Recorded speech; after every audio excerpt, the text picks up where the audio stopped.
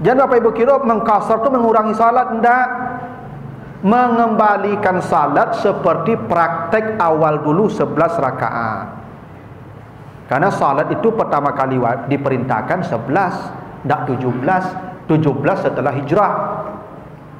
Maka turun surah Al-Maidah, al-yauma akmaltu lakum dinakum. Hari ini agamamu sudah sempurna, jangan ubah-ubah je lah. Tapi kalau untuk musafir, kembalilah ke salat semula 11. Ya? Itu hadis dasarnya boleh kasar. Jadi kasar itu bukan menghilangkan jumlah, dah. Jumlah tetap seperti salat semula tu 11. Cuman kasar ini dalam hadis dari Aisyah juga, karena Rasulullah yaksuru fis safar wa yutimmu wa yasum wa yuftir. Nabi itu kalau safar kadang mengkasar, kadang 4. Sama kadang dia berbuka, kadang dia puasa. Artinya kasar itu adalah pilihan. Bila Bapak Ibu mau mengkasar silakan, mau normal 4 juga silakan. Cuman kalau Bapak Ibu bertanya, Ustaz, mana rancak Ustaz, mengkasar awak atau indah ampek saya? Ada hadisnya. Hadis dari Ibnu Umar, riwayat Ahmad. Apa kata Nabi? Innallaha ta'ala yuhibbu ayyu'ta an tu'ta rukhasuhu kama yakrahu an tu'ta maksiyatuhu.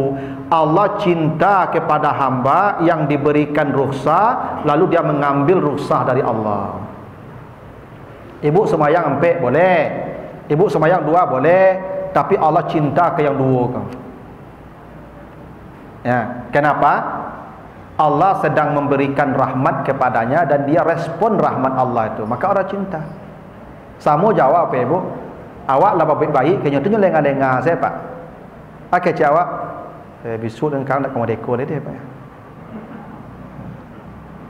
Jadi Tuhan memberikan keringanan, memberikan rahmatnya, ambillah. Makanya Allah cinta. Allah cinta kepada orang yang menjamak dan mengkasar. Ya. Nah ketentuannya, ini soal mengkasar nih Pak Ibu ya, soal mengkasar ini. Hadis dari Anas, iza kharaja Rasulullah masirata salasati amyal shalla rak'atain. Nabi itu apabila keluar rumah dalam perjalanan jarak 3 mil, 3 mil ku 6 kilo kira-kira Pak Ibu, Nabi salatnya 2 rakaat. Artinya Bapak Ibu, mengkasar salat ini tidak ditentukan batas jauh dekatnya perjalanan. Bahkan Nabi berjalan 6 mil saja, itu sudah Nabi mengkasar. Ya. Termasuk menjamak. Kalau 6 kilo, kan tak jauh tu Pak. Tapi dulu jalan di padang pasir Pak. Ngek. Ya, jalan kaki. Kini boto yang memang tak ada batasan batasan jarak. Walaupun Asy-Syafi'i berpendapat 96 kilo kurang lebih, tak baru 100 kiloan. Ya. Tapi batas jarak tidak menjadi pokok. Bisa jadi jalannya pendek tapi susah. Ya. Ada masakahnya, tingkat sulitnya berat, maka bolehlah menjamak dan mengkasar. Nah soal menjamak ini ada ketentuan. Ini hadis dari Anas juga. Izartahala fi safarihi qabla an tazigha syamsu akhara zuhra ila waqtil asar. Nabi itu kalau berjalan sebelum matahari tergelincir, maksud sebelum terbit sebelum waktu zuhur datang, Nabi melakukan jamak takhir. Zuhur di asar. Iza zaghatis syamsu, kalau Nabi bepergian matahari sudah tergelincir, Nabi tidak pernah melakukan jamak takhir, selalu melakukan jamak takdim. Asar dimajukan ke asar, ke zuhur. Jadi kalau Bapak Ibu bepergian misalnya, waktu luhur lah tiba, jangan jamak takhir. Kenapa kok mati di jalan beku? Kok masih berhutang? Maka lakukan jamak takdim. Ya. Walaupun begini, Bapak Ibu dah tiba di bandara, lah jadwal keberangkatan jam 12:30 atau jam 1, tu sempat lah jamak takhir Pak. Kira pesawat delay. Lah jam 5 berangkat Pak, lah jam 5:30 sampai maghrib berangkat leh. Yang asar tadi Pak sah, jangan diulang oleh. Kenapa? Karena sudah tercatat ala safar itu namanya. Sebab begini Pak, beda kalau musafir, ini ala safar bahasanya. Ala safar itu infinitif masdar. Kalau musafir itu kata sifat. Apa bedanya? Kalau kata sifat, perjalanan sudah dimulai. Kalau ala safar, berencana berjalan pun sudah boleh menjamak. Misal, Bapak Ibu sampai ke Jakarta pesawat jam 2 berangkatnya, lah boleh menjamak tu. Kena tiket lah tu, lah boarding. Sama juga dengan puasa Pak. Puasa kan juga begitu. Faman kana minkum maridan aw ala safarin fa iddatun min ayamin ukhra. Pesawat nanti berangkat jam 1. Mohon maaf Ibu. Dari pagi lah boleh makan, walaupun nanti pesawat jam 1. Kenapa? Karena ala safar, bukan musafir. Kalau musafir, dia seperti hukum kata kerja, lah berjalan baru mulai. Tapi kalau ala safar enggak. Berencana berjalan pun sudah boleh makan. Sama juga salat juga begitu. Walaupun As-Syafi'i mencaratkan lah lewat batas negeri, lah tiba di dalam ruang tu boleh jamak. Tapi dalam jumhur ulama enggak boleh menjamak walaupun perjalanan belum dimulai. Yang penting sudah pasti berjalannya. Cuman begini, bukan kadang-kadang Bapak Ibu kan kalau pakai auto pribadi kan bisa berhenti di jalan tuh. Ya, bisa salat normal kan, bisa lo berjamaah malah. Maka saran saya Bapak Ibu jangan berhenti di jalan. Jamak saja, kasar saja, mau jamak takdim atau jamak tahir, enggak usah berhenti. Kenapa? Allah cinta kepada orang yang melakukan itu. Ya ampun, auto pribadi Ustaz. Bisa, ya soal bukan bisa, tidak bisa. Allah cinta pada orang yang merusak. Kadang-kadang ada ibu-ibu sebagian tidak mengerti nampaknya. Apa jalan-jalan sama-sama apa? Naik bus, kenapa? Oh tak gagih namanya pergi jalan mah. Nya sembahyang sunat dulu Pak. Nih. Yang wajib saya suruh karek, itu tambahnya sunat deh Pak. Sunat ala itu. Bapak Ibu kalaupun tak biasa ambu Ustaz, dah biasa sembahyang sunat Ustaz. Ya. Ndak lama ambu dak sembahyang sunat kalau. Kata Nabi, iza maridal abdu aw safara kutiba lahu makana ya'malu muqiman sahihan. Kalau seseorang sakit atau bepergian, semua amal yang tidak sempat dia lakukan selama sakit dan musafir itu tetap Allah catatkan pahalanya.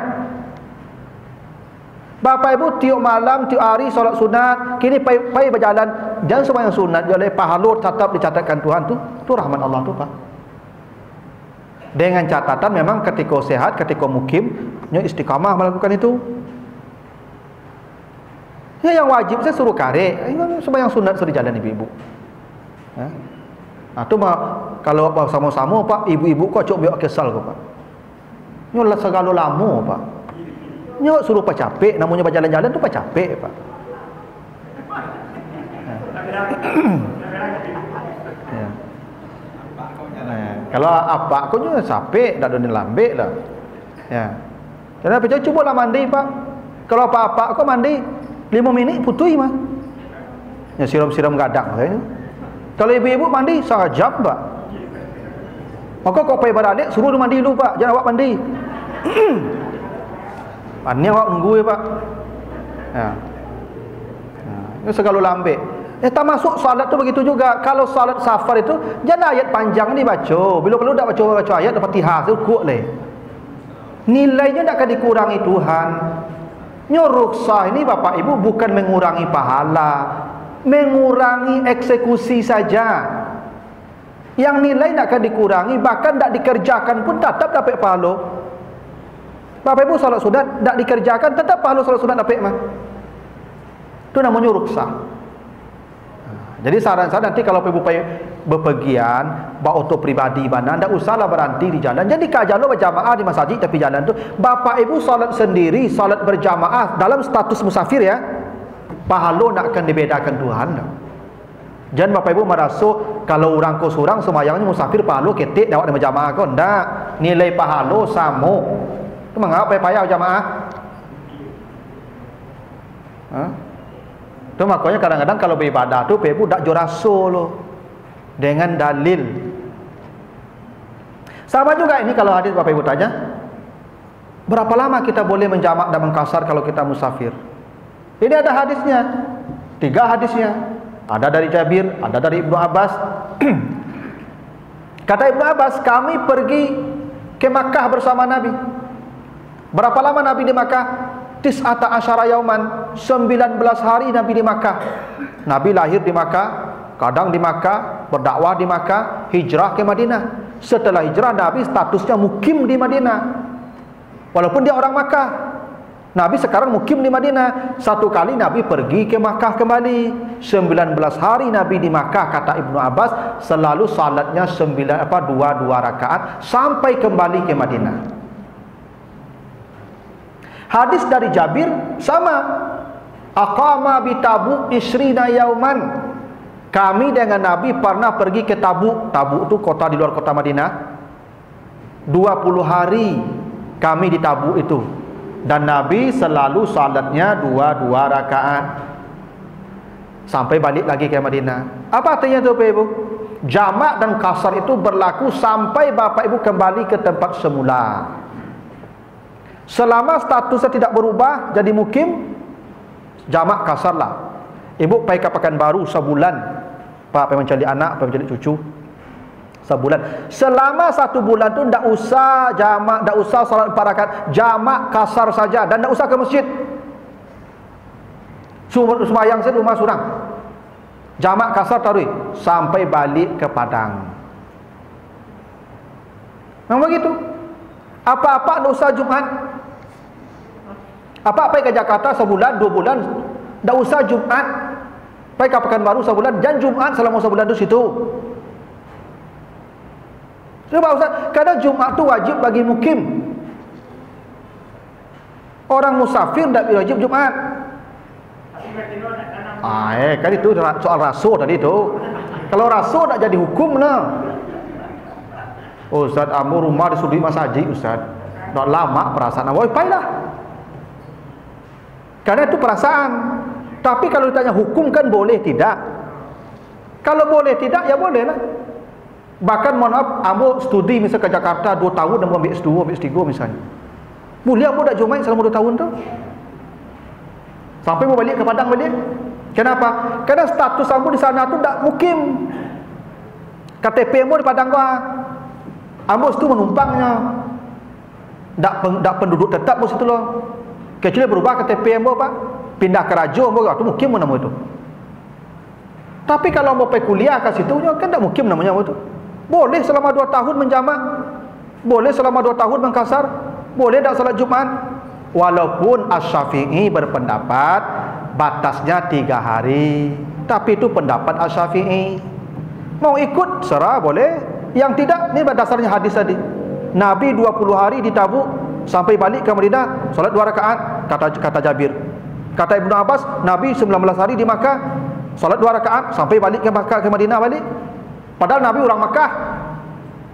Sama je ambo dah orang Mor Labu apa Ibu. Ambo status ambo di Padang kok, penduduk Padang kini. Lah punya rumah ambo di Padang kok. Pulang kampung ambo apa ambo sakit. 2 bulan ambo urus apa ambo. Ambo boleh tak Jumaat. Boleh ambo dak kawan sajiknya, boleh ambo dak berjamaahnya, boleh ambo menjabat mengqasar sampai balik Padang balik.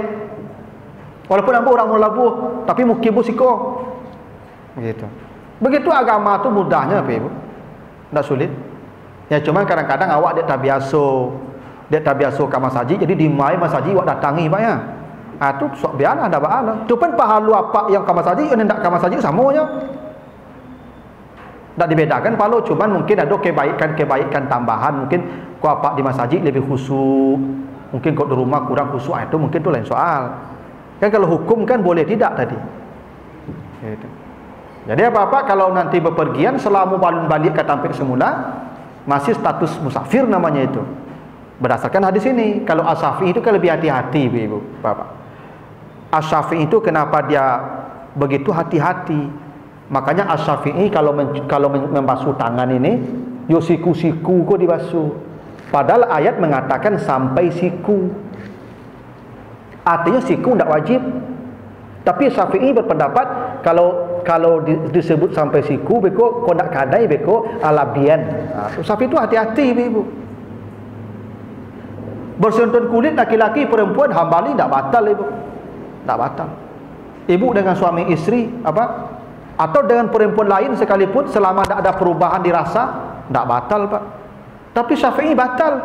Walaupun dengan isteri sekalipun hati-hati. Itu Syafi'i itu hati-hati pak. Ya. Bukan dia tak faham dalil ini, faham Syafi'i itu. Dia apa kira tak kamu baca hadis ko Syafi'i ko. Oh, isi kepala Syafi'i itu Quran jo hadis itu pak. Ya, jangan pak kira tak mengerti ya Syafi'i jo hadis ko. Cuman dia tu hati-hati. Apa tak tahu Syafi'i membaca seperti Hambali membaca la mastumun nisa. Kenapa Syafi'i membaca pendek? Untuk hati-hati tadi. Jadi Bapak Ibu, ulama tu berbeda pendapat, jangan dipahami tak paham dalil yang lain. Dia paham dalil yang lain tu. Cuman ada kehati-hatiannya yang lebih tinggi. Nah, As-Syafi'i termasuk itu, makanya musafir menurut As-Syafi'i itu 3 hari. Bila masuk hari keempat dia sudah status mukim di sana dan dia normal salatnya. Tapi yang lain tidak, berdasarkan hadis ini tetap musafir sebelum balik ke tempat semula. Gitu Pak. Ada pertanyaan lagi? Silakan Pak.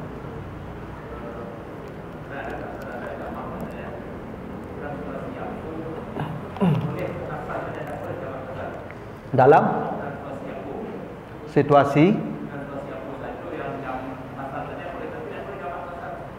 nah, kalau jamak kasar itu sepaket tu Pak. Paket lah. Cuman yang mau menjamak saja boleh tanpa kasar, yang mau mengkasar saja tak menjamak boleh. Misalnya apa? Ambo mengkasar saja menjamak tak, dia tak apa. Ambo menjamak saja mengkasar tak, ya tak apa aja lah. Ambo dua-duanya tak apa. Nerancak mah dua-duanya lah.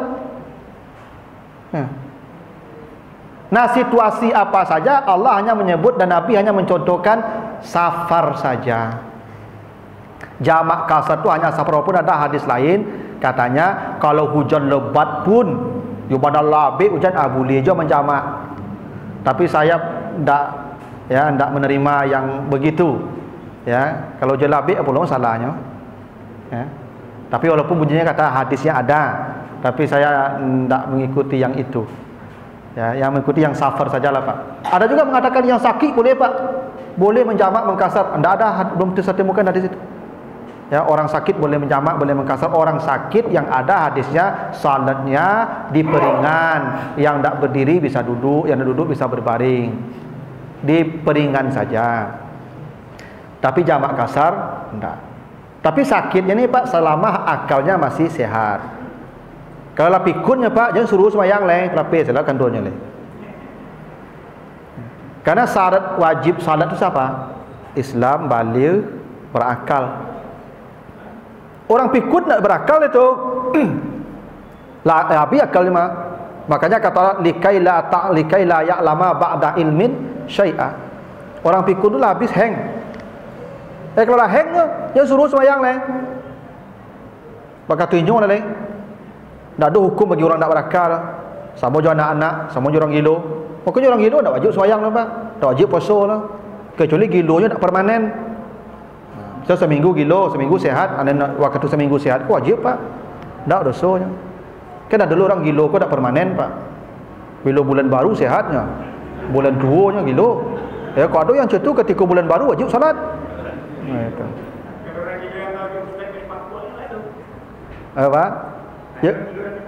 Ayo, je mencari ustaz aja orang gilo kok. Ya, nendak ustaz dah carilah. Mana ustaz baru toko. Tu yang gilo model tu wajib salat Pak. Kata Nabi, kata tadi dari hadis yang tadi saya bacakan, salah sata amyal 3 mil. Ya. Karena itu As-Syafi'i berpendapat 96 kilo. 96 atau 100 kilo lah. Ya. Tapi dulu kan pada jalan kaki Pak, kalian juga kudo nak. Karena itu Bapak Ibu sebagian ulama bisa. Jangan kamu kayak tinggi Periaman bisa. Iya.